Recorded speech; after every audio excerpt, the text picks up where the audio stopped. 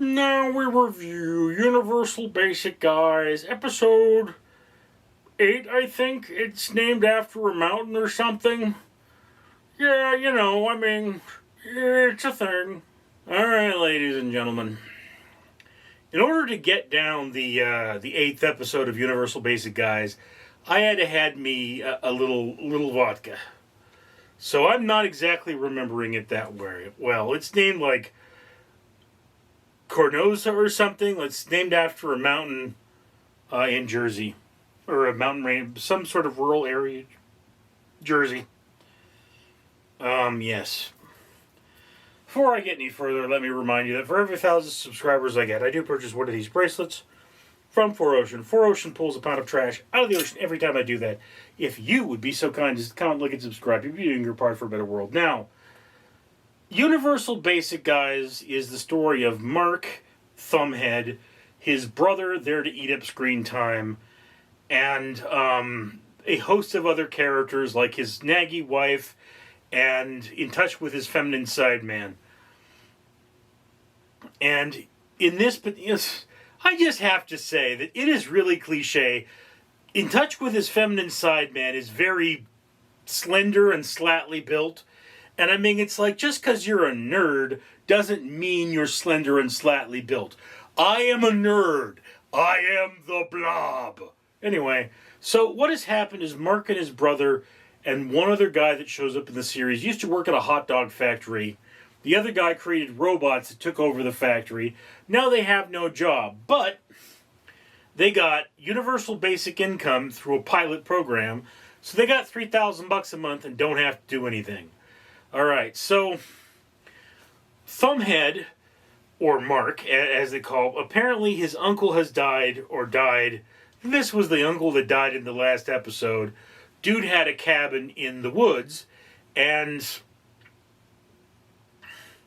in touch with his feminine side man, wrote a story about slavery. So, because it wasn't his story to tell, he's got to write another story in like a week. So Thumbhead goes, "Hey man, come up to my cabin and write your story." And then as he goes up to the cabin, he finds out that Thumbhead is going to be there too. He will get no peace and not be able to write his story. Meanwhile, Thumbhead and There to Eat Up Scream Time, as well as his stepson and the naggy wife, wind up in this Jumanji Salem witch trial sort of thing, and they will die or something if they don't win the game.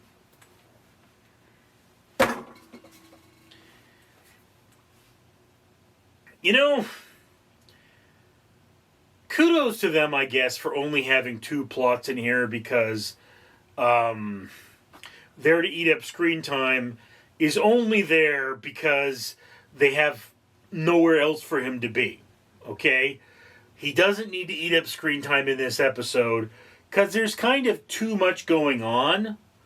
Although this is a limited location episode, I don't know if limited location episodes are easier to film when they're cartoons, but if this were a TV series, it would probably be easier to film, And, again, it's an aspect of good writing that the 2 stories intertwine properly. You often see that, like in Star Trek The Next Generation, there will be the main plot and the subplot, and the main plot and the subplot will often, in the end, come together. They have something to do with each other. So, yeah, that's not bad writing. I would actually say that this is not the worst episode of Universal Basic Guys. I got through it pretty easily. It's still not higher than, the lower half of your watch list. But in terms of callbacks to important things and on-the-nose writing, it's okay. I wouldn't call it great, but it's okay. Anyway, thank you for sharing this moment with me. I'm Richard. Greetings, humanity. I'm Randall the Rat, and I'm here to remind you that, well, you should probably comment, like, and subscribe now. And why? Well, the world isn't all that great, and Random Street Theater here is trying to change it. We do things like have trash removed from the ocean, pay for trees to be planted, and even feed orphans. And you can help. You can comment, like, and subscribe. And it's free. When you think about it, if you don't do those things, well, what are you saying? Are you saying you don't care about the ocean and trees and even orphans? Well, sounds like you're a bad human. And you have a delicious face.